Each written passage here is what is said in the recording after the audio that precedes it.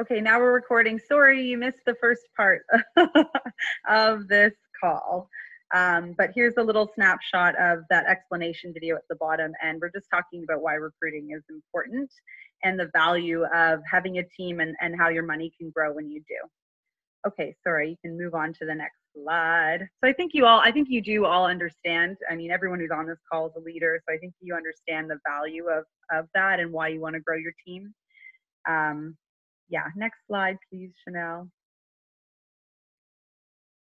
Okay, so when we recruit, there are two different types of coaches that I think are very valuable to have on your team. One is a discount coach, and I think, some coaches, I don't know, I think people feel differently about discount coaches, but for me, I feel that they're valuable because they are ambassadors, that they are going to continue to stay on Shakeology longer if they have the discount, and then they're still getting results, still joining your groups, bringing a lot of positive energy around, and then they also spread that into their network. So I'm going to throw out an example here, but like Christine, for example, who's on the call tonight, was like, well, fine, I'll sign up for the discount coach. I mean, I tried to convince her so many times to become a coach. Well, she brought me 6 challenge packs from her clients before she finally agreed, before I finally convinced her to become an active coach. So you can see how discount coaches can become valuable. Plus, I started as a discount coach. I know Chanel started as a discount coach, Christine. Like, we've had lots of people start as discount coaches that kind of start to see the value in it and really explode after a while because they already have their story. And it's also really helpful for rank. So as you grow, you need to have a certain amount of active coaches to hold your rank. So as a diamond coach, you need 8 active coaches, 4 on each side. I don't know if you saw, this is clearly not 8, and I know that, but don't laugh at me. But you also need to have an emerald on each side. So really, you just need 2 working coaches, and then the other 6, which is where my 3s were coming from, can just be discount coaches as long as they're keeping an active order. So they are really helpful for you to hold your rank and advance in rank.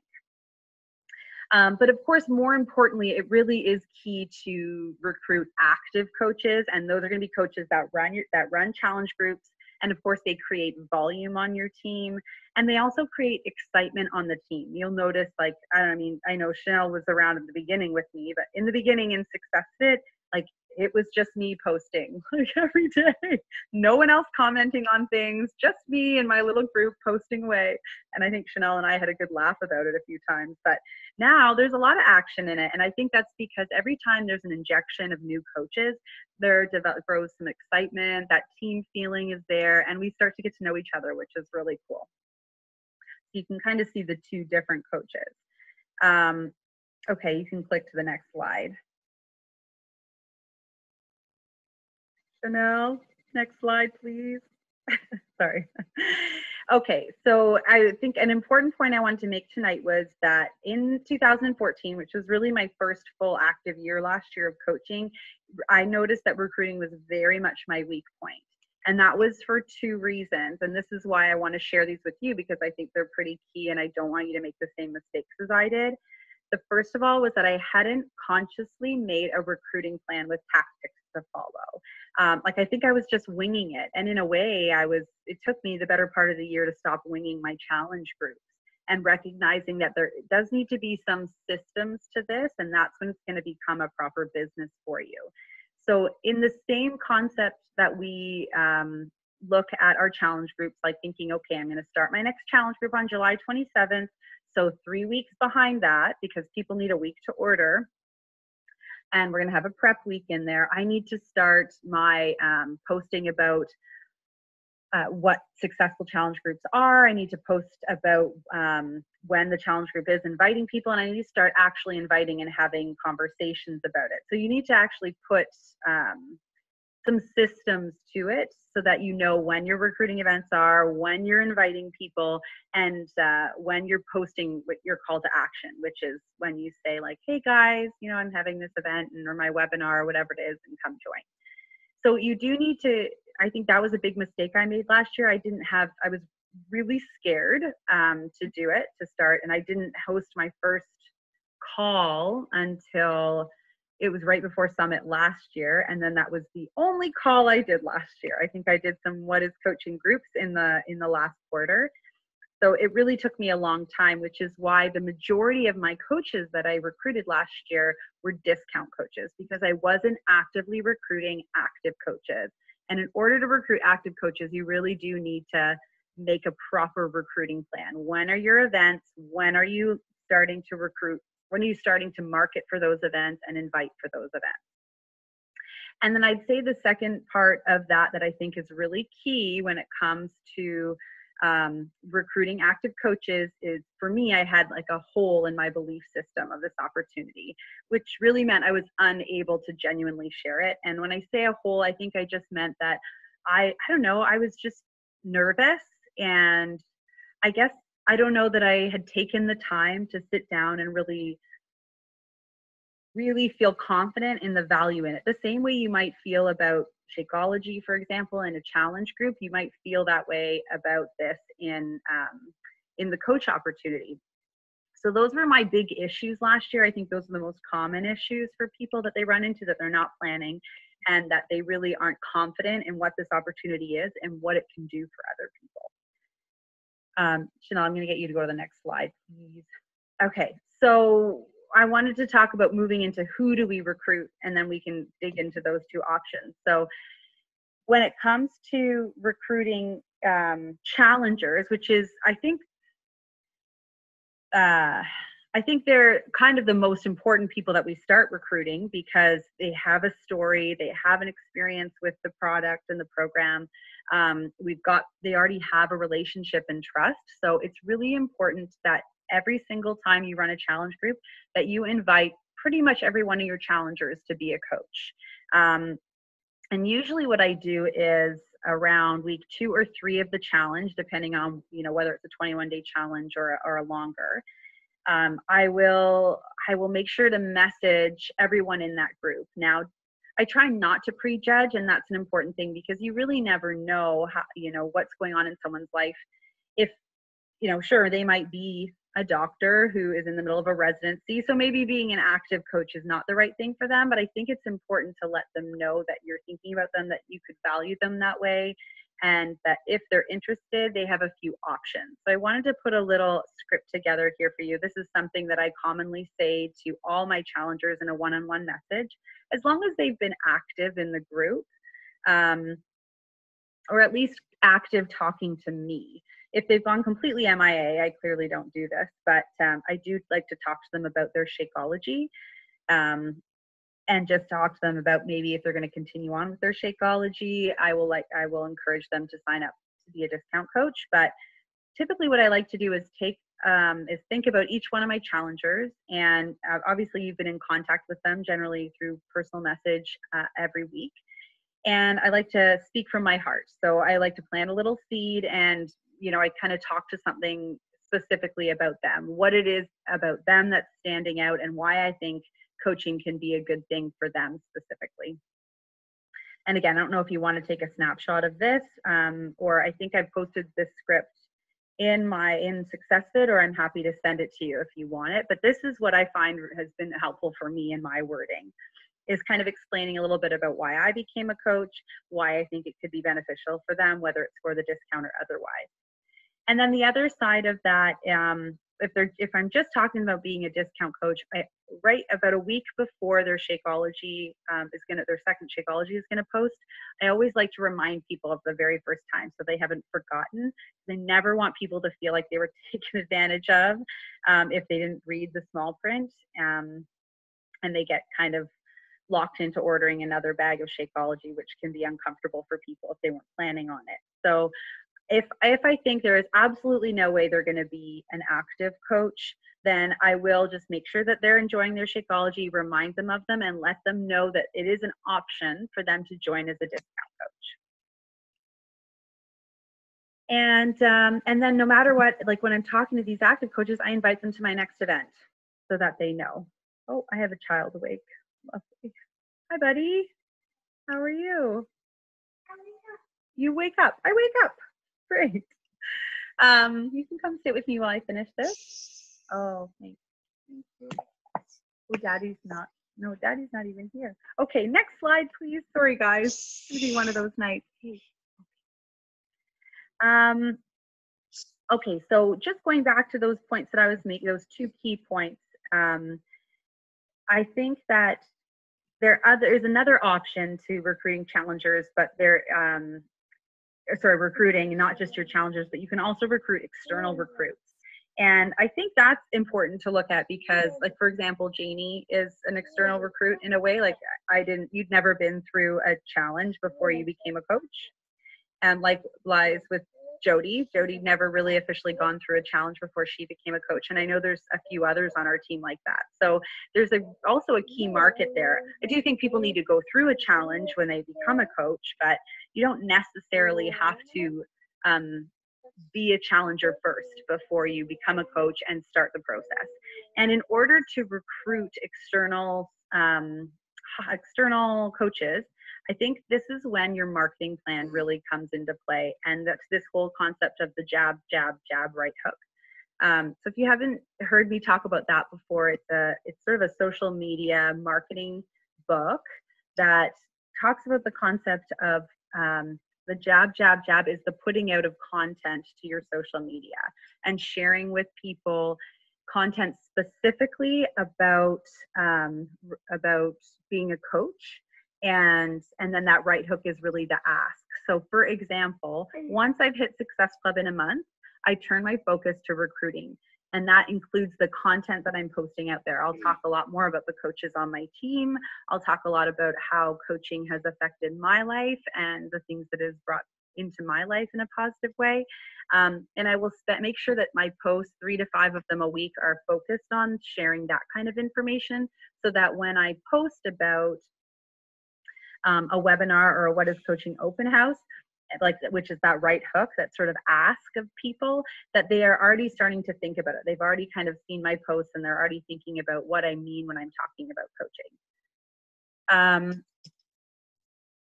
Yeah, and I also think it's really important that you focus and push yourself to invite one coach a day, because even just turning your focus to that in the same way you would invite challengers, just thinking of someone in your network that might have value in this and just sending them an invitation to talk about it or ask them if they know anyone who might be interested is a good habit to get into and also to get over your fears.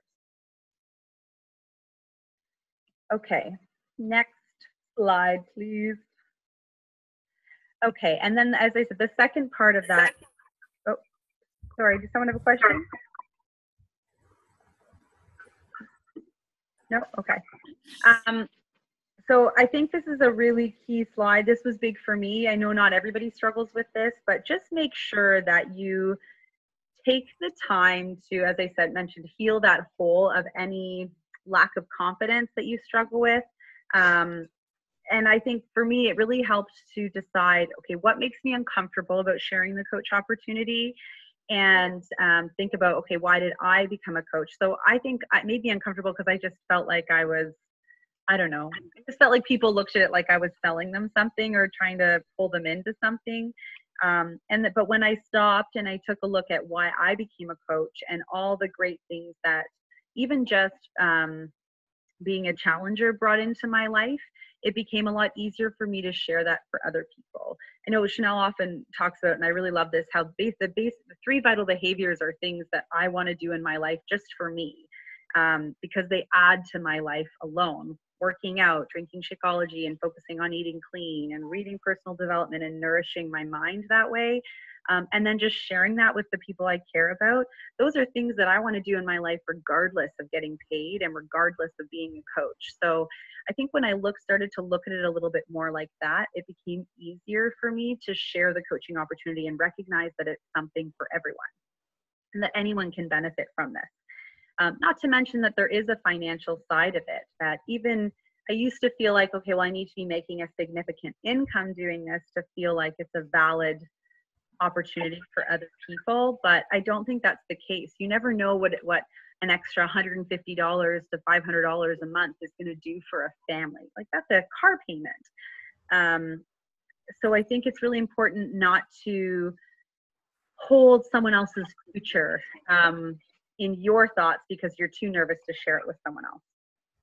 And just remember that this is not about selling stuff to make money. This is truly about building a business based on lifting other people up, and the positive energy that we get surrounded in by being a part of a team like that. This is, for me, it's been really worth it. So I just encourage you to take the time to make sure you're really clear on what this opportunity does for you and what it potentially could do for other people, and then lead with your heart if you're feeling nervous. Okay, next slide, please.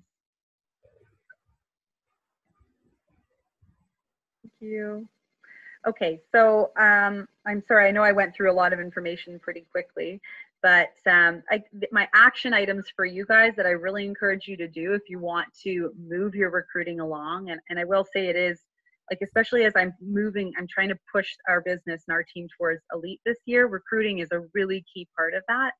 And so I think you should, when you leave this call this week, you should make sure that you have taken the time to heal any holes that you have in your confidence about this, and that you sit down and specifically make your recruiting plan for the next quarter at least, and discuss it with your upline coach, because you might want to plan to run those events with them, or we can all do them together. That's also fine. I'm happy to help too. But yeah, those are what I want you to take away from. I think that is it. There may have been a quote that I ended on there. One more slide, Chanel. Sorry that I'm making you do this. Okay. Oh, good thing I have a little spelling error in there. I'll call it out for myself tonight. Shall I? Don't let the fear of striking out hold you back.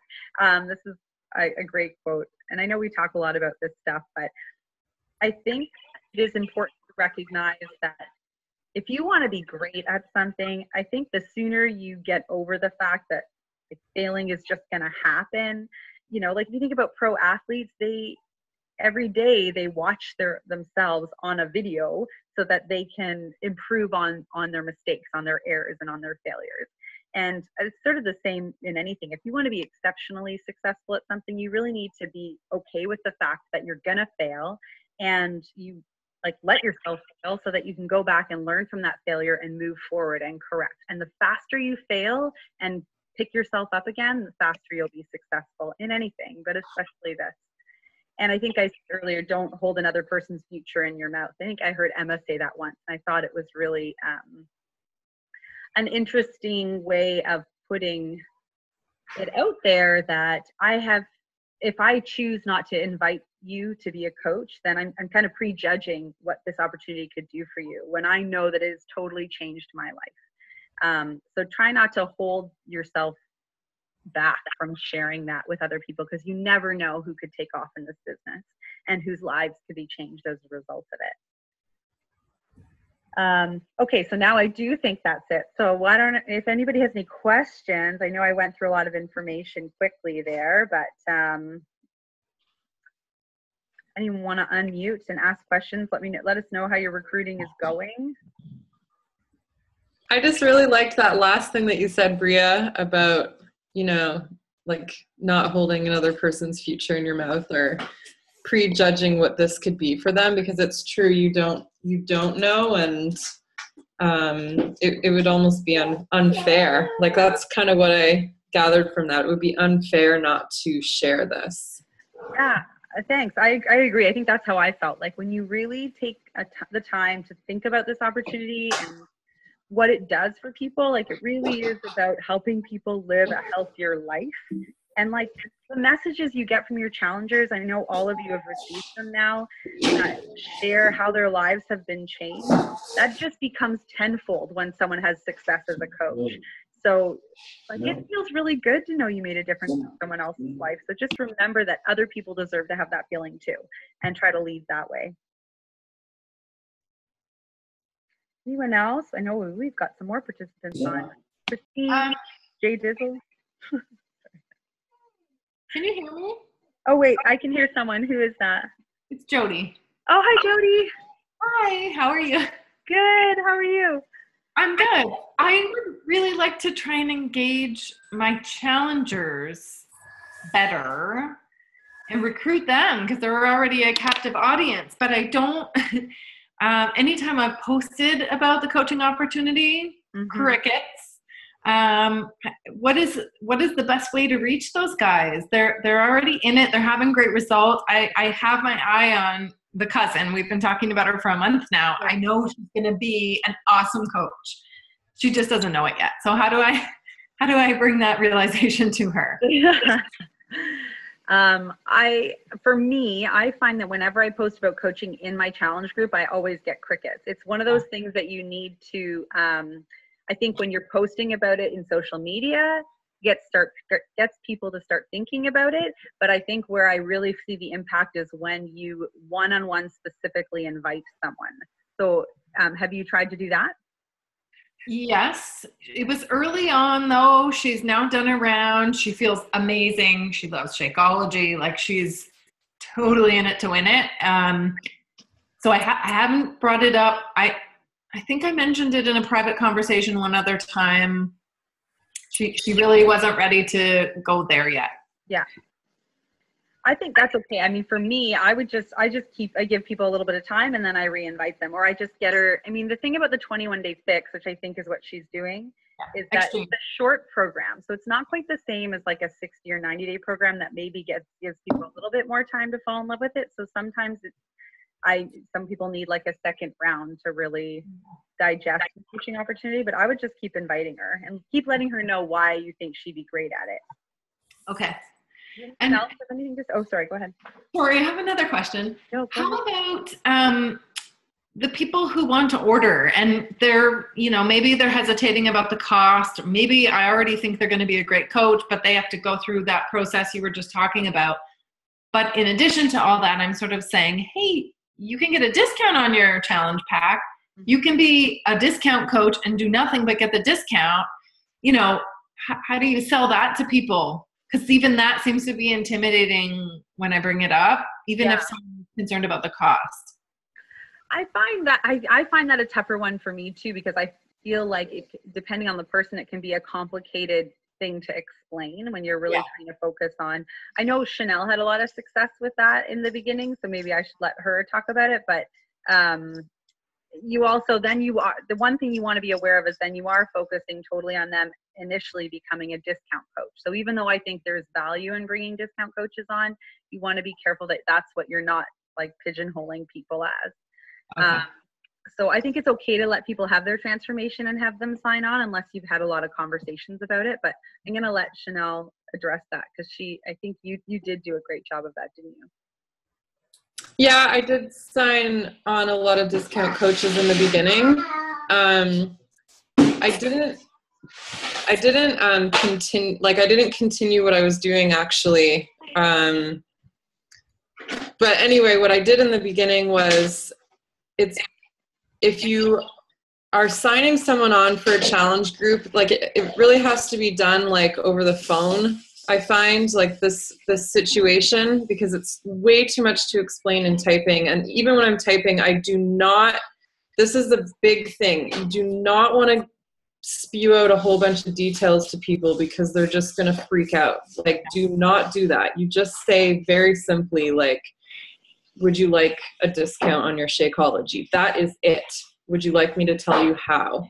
You don't even have so in the beginning when I would sign people up for the challenge, it's actually in their best interest to sign up as a coach. And actually it's in our best interest if they're just going to be customers. It's in our best interest for them to be customers. So for me, I felt that sharing with them the coach opportunity, I was doing them a favor, because I'm going to make less money. If they're just a discount coach, that's it. They're getting the savings. So you can say it like, I'd be happy to have a commission every month, but I'd rather pass along those savings to you if that helps you continue on this journey and have more success with this long term. I know I'm kind of going in circles right now because I'm thinking about all these different scenarios, but so I signed up some people in the beginning where, they had a long journey ahead of them. Like they had a 3 or a 6 month or a 1 year plan and were committed to doing the whole plan and to being on Shakeology for that entire time.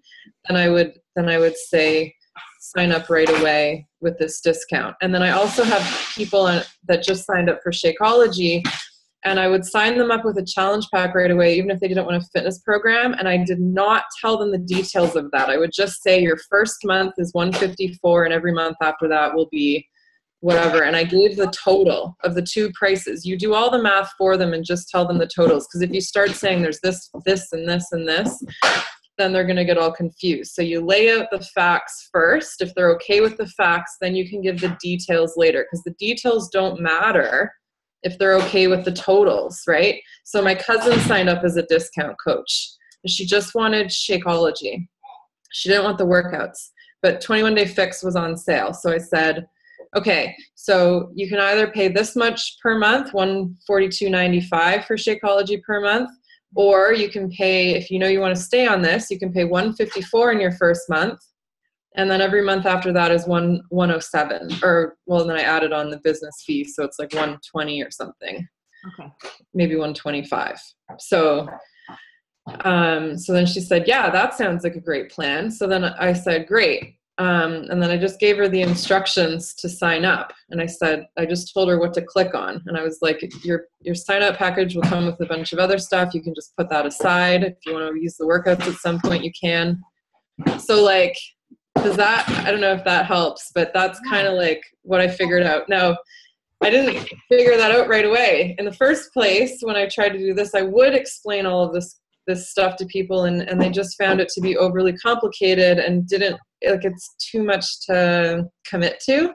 Yeah. So it's just like, okay, your first month is this, every month after that it's this. It's going to show up as 2 payments, and then I just given like explicit directions on the website for how to sign up for that.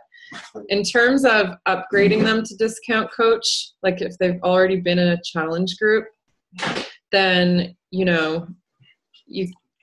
can say, do you want to save $20 a month on your Shakeology? That's it. If they say yes, you'd be like, okay, then now I can help you with how you can do that. And then give them a few simple options. Like you would ask, so instead of like having them figure out if they want to buy a challenge pack to sign up, you figure it out for them. So you ask, okay, are you thinking about buying another program? No, I'm not thinking about buying another program. Great, you can just upgrade for free. You just pay this, you say you upgrade for free, and then when you give them the directions, you say you pay this and it'll be refunded.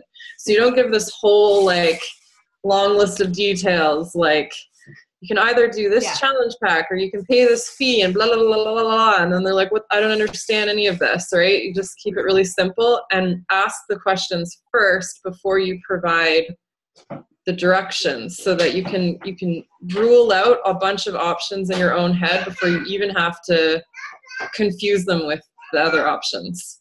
Awesome. That's awesome. Okay. So those are all the scenarios. Thank you. You're welcome. Anyone else have questions tonight? I'm trying to keep this as a quicker call. I apologize for being late. How do you guys feel about recruiting? Nervous? I feel like that's when people start going, oh, this is multi-level marketing. I feel like that's when the people think, oh, red flag, red flag. Like that's maybe something I have to get out of my own head. I was chatting with a grandmother at soccer about fitness and nutrition, and she was really into it. And then I started talking about what I was doing, not in a salesy way, but all of a sudden she was like, oh, that sounds like multi-level marketing. That sounds really expensive. And I didn't want to, I didn't really know what to say. So we just kind of carried on the conversation, and I didn't get into it too much more, but I felt like she was suspicious of everything that I said once she knew what I was talking about. That wasn't even really in a recruiting scenario, but when people say that to me, I'm always like, all corporations are multi-level. Yeah. Wherever you work. And then I'll just give an explanation of CEOs and, you know, and like, oh yeah, I guess so. So that's my way away from that when people ask me. That's a great point, Janie. And I agree. I think it's funny because you never know the preconceived notions that people have of these things. Like when she says that sounds expensive, I know there's a lot of like MLMs that cost a significant amount to buy into. Yeah. probably costs like $40. So it's really obviously doesn't cost much, but I think I always just try to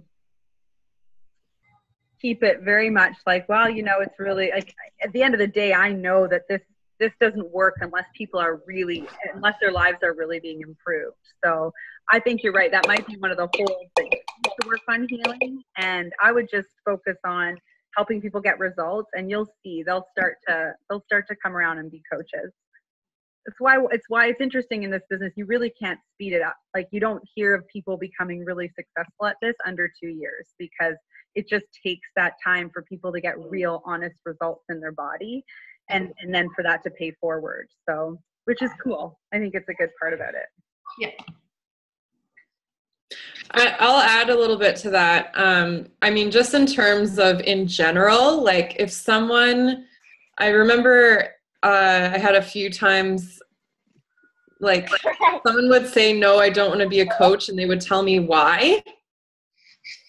And it like really bothered me, because it was basically like telling me what is wrong with what I'm doing, but it wasn't, but that's how I took it. I mean, it was wrong for them, or it was because they didn't understand something. So anyway, that's what I realized, is that if someone says no, oftentimes it's because they don't actually fully understand what this is. I didn't fully understand what this is until like months into being a coach. So, try not to take it personally. We've all been there. I remember I had to message Bria, and I'm like, this person doesn't want to do it because this, and it made me feel really bad. Like, it made me kind of question it for a second, but then I realized, I was like, no, that's just like their viewpoint. So, and she had the same experience. So because it's working for me now, I don't care so much about that. Yeah. Because it's working, so it doesn't matter what anyone thinks. I don't care. Yeah. I just don't. Now, what I did before, I was super sensitive. Oh my gosh. But yeah, now you're enjoying your success physically and professionally, so that's awesome. Yeah. Argue that, right? I think that's a great way to always look at it, to go back to, is just like, what is this doing for me in my life? Like, there's nothing bad about it. Like, it's very good. And if that's all it ever did is bring joy and health and wellness into my life, then that's going to be worth any effort I've put in, and also just paying it forward. Like, think about the karma of that, of giving other people the freedom that you feel when you finally get results in your body, is like awesome. So, yeah. So, okay. So my takeaways for you guys, I'm giving you takeaways. Make a recruiting plan. Don't make the same mistake that I did and wing it. Like, create your recruiting plan, push yourself this next 2 quarters to finish out this year with something that you planned on, and just make sure you take that time. And if you want to discuss that, like, healing of any confidence issues that you have, let's do that. We can get it out in the open and talk. Thank you. And thanks, guys, for being on tonight. It's just so nice to see everyone's faces. It really just makes me feel like, I know that it's not a perfect time for everyone, but I appreciate those who can make it work. So thank you, and see you again in 2 weeks. But hit Success Club by Wednesday so I can buy you something fun at Summit. I like shopping for others more. Okay. All right, guys. Have a good night. Thanks again.